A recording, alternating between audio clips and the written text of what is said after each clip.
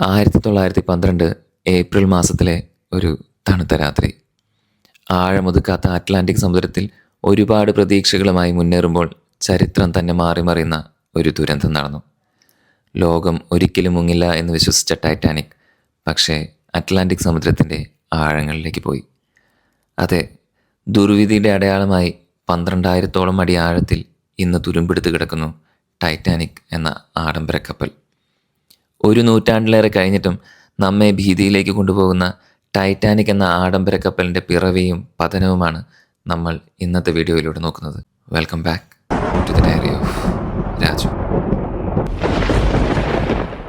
20-ാം നൂറ്റാണ്ട് മനുഷ്യൻ അതിവേഗവും ആഡംബരവുമുള്ള യാത്രയുടെ സങ്കല്പങ്ങളിലേക്ക് കാൽവെച്ച് തുടങ്ങിയിരുന്ന കാലം. വിമാനങ്ങൾ അതുവരെ സയൻസ് ഫിക്ഷൻ്റെ അതിരുകളിലായിരുന്നു. അതുകൊണ്ട് തന്നെ ഭൂഖണ്ഡങ്ങൾ കടന്ന് യാത്ര ചെയ്യേണ്ടി വന്നപ്പോൾ ലോകം ആശ്രയിച്ചത് കടൽ മാർഗത്തിലൂടെ കപ്പൽ യാത്രയായിരുന്നു. ആ കാലഘട്ടത്തിൽ കപ്പലുകൾ യാത്രയുടെ മാത്രം സംസ്കാരത്തിൻ്റെയും അഭിമാനത്തിൻ്റെയും ചിഹ്നങ്ങളായിരുന്നു. കപ്പൽ നിർമ്മാണം ഇന്നത്തെ ബഹിരാകാശ പദ്ധതികളോട് സമാനമായ അത്ഭുതമായിരുന്നു. അതിനാൽ തന്നെ ആ കാലഘട്ടത്തിൽ കപ്പൽ കമ്പനികൾ തമ്മിൽ മത്സരം ശക്തമായിരുന്നു. കൂടുതൽ യാത്രക്കാരെ ആകർഷിക്കാൻ അവർ പല തന്ത്രങ്ങളും പരീക്ഷിച്ചു. വേഗത, ആഡംബരം, സുരക്ഷ എല്ലാം കൂടുതൽ മുന്നോട്ട് വയ്ക്കാനുള്ള കിടിലൻ ശ്രമങ്ങൾ. ആ മത്സരത്തിൻ്റെ മുൻനിര താരമായിരുന്നു വൈറ്റ് സ്റ്റാർ ലൈൻ. അവരുടെ പ്രധാന എതിരാളിയായ ക്യുനാഡ് ലൈൻ അതിവേഗ കപ്പലുകളായ RMS ലുസിറ്റാനിയയും RMS മൗറീഷ്യാനയെയും പുറത്തിറക്കി.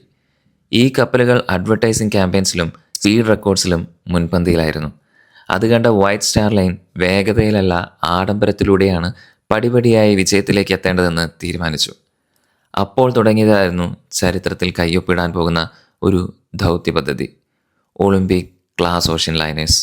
ഈ പദ്ധതിയിലൂടെ ആ കാലഘട്ടത്തിലെ നൂതനതയുടെ പരമാവധി പ്രതിനിധികളായിരുന്ന 3 കപ്പലുകൾ പ്രഖ്യാപിക്കപ്പെട്ടു: ഒളിമ്പിക്, ടൈറ്റാനിക്, ബ്രിട്ടാനിക്. 1911 ജൂൺ 14 ഒളിമ്പിക് ആദ്യമായി സമുദ്രത്തിൽ ഇറങ്ങി. പക്ഷേ അതേ വർഷം സെപ്റ്റംബർ 20 സതാംപ്ടൺ തുറമുഖത്ത് വെച്ച് HMS ഹോക്ക് എന്ന വാർഷിപ്പുമായി കൂട്ടിയിടിച്ച് ഒളിമ്പിക് അപകടത്തിലായി.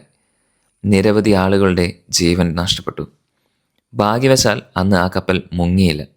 എന്തായാലും അതിൻ്റെ പിന്നാലെ എത്തിയത് അതിനേക്കാൾ വലിയ പ്രതീക്ഷകളോടെയും പത്രമേഖലകളുടെയും ലോകമെമ്പാടുമുള്ള ജനങ്ങളുടെ ശ്രദ്ധയോടെയും ടൈറ്റാനിക് ആയിരുന്നു. 1908 ഏപ്രിലിലാണ് ടൈറ്റാനിക് എന്ന പേര് ഔദ്യോഗികമായി പ്രഖ്യാപിച്ചത്. 1909 മാർച്ച് 31 നിർമ്മാണം ആരംഭിച്ച ലോകത്തെ ഏറ്റവും വലിയ ഈ ആഡംബര കപ്പൽ നിരവധി ജീവനുകളുടെ അധ്വാനത്തിൻ്റെ ഫലമായിരുന്നു.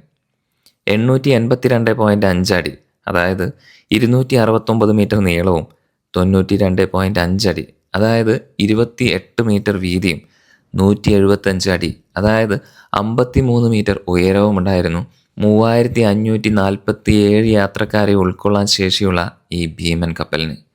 ഫസ്റ്റ് ക്ലാസ് യാത്രക്കാർക്ക് വേണ്ടി സ്വകാര്യ ക്യാബിനുകൾ, പേഴ്സണൽ അറ്റൻഡേഴ്സിൻ്റെ സേവനം, വിപുലമായ ഡൈനിങ് ഹാളുകൾ തുടങ്ങി ആഡംബരത്തിൻ്റെ അഴകാണ് ടൈറ്റാനിക്കിൽ പകർത്തപ്പെട്ടിരുന്നത്.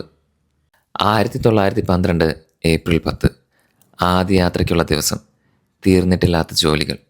ഒരു വശത്ത് ലഗേജുകൾ കയറ്റപ്പെടുമ്പോൾ മറുവശത്ത് പെയിൻറ്റർമാരും മരപ്പണിക്കാരും ഉൾപ്പെടെ നിരവധി പേർ ജോലി ചെയ്തുകൊണ്ടിരുന്നു.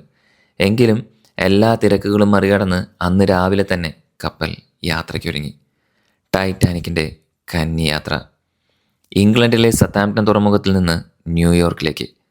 അത് വെറുമൊരു യാത്രയായിരുന്നില്ല, അത് ചരിത്രത്തിലേക്കുള്ള ഒരു യാത്രയായിരുന്നു. ശാന്തമായ ആ കപ്പൽ യാത്ര കുറേ മണിക്കൂറുകൾക്കുള്ളിൽ ഭൂമിയുടെ ചരിത്രത്തിലെ ഏറ്റവും വലിയ സമുദ്ര ദുരന്തമായി മാറാൻ പോവുകയാണെന്ന് ആരും കരുതിയില്ല. 3 സ്റ്റോപ്പുകൾ: ഫ്രാൻസിലെ ചെർബോക്ക്, അയർലൻഡിലെ ക്വീൻസ്റ്റൗൺ, അതായത് ഇപ്പോഴത്തെ കോബ്, പിന്നെ USA ന്യൂയോർക്ക് സിറ്റി.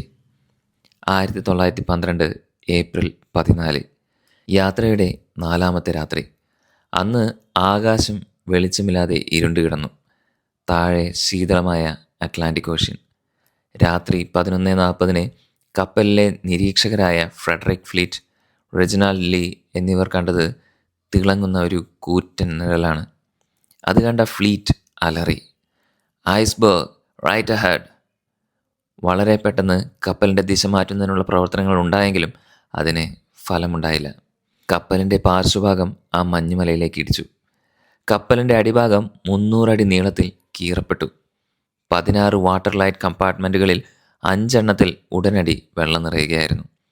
തുടർന്ന് ആ ഭീമാകാരമായ കപ്പൽ, അന്നുവരെ മുങ്ങാനാവില്ലെന്ന് കരുതപ്പെട്ട ആ എഞ്ചിനീയറിംഗ് അത്ഭുതം, അറ്റ്ലാന്റിക് ഓഷ്യൻ്റെ അടിത്തട്ടിലേക്കും മുങ്ങിത്തുടങ്ങി.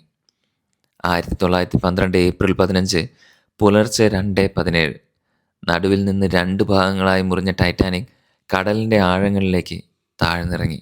12,500 അടി ആഴത്തിൽ, അതായത് 3.8 കിലോമീറ്റർ താഴേക്ക്. കപ്പലിൽ 2,224 പേരുണ്ടായിരുന്നു. പക്ഷേ എല്ലാ ലൈഫ് ബോട്ടുകളിലും ചേർന്ന് 1,178 പേർക്ക് മാത്രമാണ് കയറാൻ കഴിയുന്നത്. അതിൽ 705 പേർ മാത്രം രക്ഷപ്പെട്ടു. 1,519 പേർ സമുദ്രത്തിൻ്റെ തണുത്ത കരവലയത്തിലേക്ക് നിശബ്ദമായി ചേർക്കപ്പെട്ടു. 70 വർഷങ്ങൾക്ക് ശേഷമാണ് സമുദ്രത്തിനടിത്തട്ടിൽ ഈ കപ്പൽ കണ്ടെത്തുന്നത്. 1985 സെപ്റ്റംബറിൽ റോബർട്ട് ബലാഡ് എന്ന അമേരിക്കൻ സമുദ്ര ഗവേഷകൻ അതിൻ്റെ അവശിഷ്ടങ്ങൾ കണ്ടുപിടിക്കുന്നു. നിശബ്ദമായി 2 ഭാഗങ്ങളായി കിടക്കുന്ന കപ്പൽ, ഒരു കാലത്തെ ആഡംബരത്തിൻ്റെ ശവശരീരം. അഗാധമായ കടലാഴങ്ങളിൽ ഇപ്പോൾ ടൈറ്റാനിക്കിൻ്റെ ഉറ്റ കൂട്ടുകാർ ഹെലോമോണാസ് ടൈറ്റാനിക്കെ എന്ന ബാക്ടീരിയകളാണ്. തുരുമ്പാണ് ഇവയുടെ ഭക്ഷണം. ശാസ്ത്രലോകം പ്രവചിക്കുന്നത് അടുത്ത 15-20 വർഷത്തിനുള്ളിൽ ടൈറ്റാനിക്കിൻ്റെ സ്മരണകൾ പോലും കടലിൽ നിന്നും ഇല്ലാതാകുമെന്നാണ്. കടലിൻ്റെ അടിത്തട്ടിൽ 113 വർഷമായി കിടക്കുന്ന ആ കപ്പലിന് ഇനി ഉയരാൻ കഴിയില്ല. ആ കപ്പൽ കിടക്കുന്ന 12,500 അടി ആഴത്തിൽ പ്രഷർ വളരെ കൂടുതലാണ് അനുഭവപ്പെടുന്നത്. അതുകൊണ്ട് തന്നെ മനുഷ്യർക്കാർക്കും അങ്ങോട്ടേക്ക് പോകാനാവില്ല. ഇനി അഥവാ പോകണമെങ്കിൽ അത്രയും പ്രഷർ താങ്ങാനുള്ള പ്രത്യേകമായ ഉപകരണങ്ങൾ വേണം. ഇനി ഒരുപക്ഷെ അങ്ങനെ അടിത്തട്ടിലേക്ക് എത്തിപ്പെട്ടാലും വലിയ കാര്യമൊന്നും ഉണ്ടാകില്ല. കാരണം ഇതിനോടകം ആ കപ്പൽ ഒട്ടേറെ തവണ തകർന്നു കഴിഞ്ഞു. 1912 മുങ്ങിയ സമയത്ത് തന്നെ കപ്പൽ 2 പിളർന്ന് തകർന്നിരുന്നു. കഴിഞ്ഞ 100 വർഷത്തിലധികം കാലമായി ജലത്തിൽ കിടക്കുന്നതിനാൽ ലോഹം പല ഭാഗത്തും ദ്രവിച്ചു തീർന്നു. ബാക്കി അവശേഷിക്കുന്നത് ഹെലോമോണാസ് ടൈറ്റാനിക്കേക്കുള്ള ഭക്ഷണമായിരിക്കും. ഇതിനാൽ തന്നെ ഇപ്പോഴത്തെ അവസ്ഥയിൽ വളരെ ശൂന്യമായ ഘടനയിലായിരിക്കുന്ന ഈ കപ്പൽ ഒന്ന് ചലിപ്പിച്ചാൽ പോലും തകരാൻ സാധ്യതയുണ്ട്. ഇവയൊന്നും കൂടാതെ കപ്പൽ മുഴുവനായും പുറത്തെടുക്കാൻ വലിയൊരു ടെക്നോളജിക്കൽ പദ്ധതി ആവശ്യമാണ്. ഇതിനെ നമുക്ക് ചിന്തിക്കാൻ കഴിയുന്നതിലും കൂടുതൽ സാമ്പത്തിക ചെലവുകളും അനവധി റിസ്കുകളും ഉണ്ടാകും. ആഴക്കടലിൽ നിന്നും വലിയ വസ്തുക്കൾ ഉയർത്താനുള്ള സാധ്യതയുള്ള ഉപകരണങ്ങൾ ഇനിയും പരിപൂർണമായി വികസിച്ചിട്ടില്ല.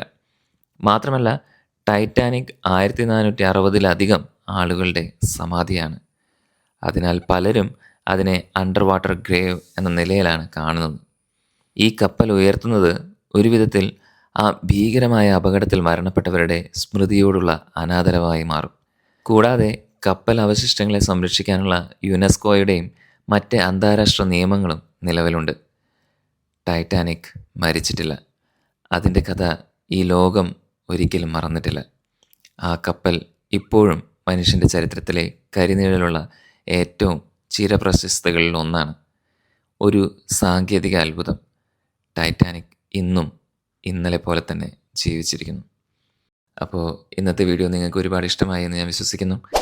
അടുത്ത വീഡിയോയിൽ വീണ്ടും കാണുന്നതുവരെ, this is Raju signing of.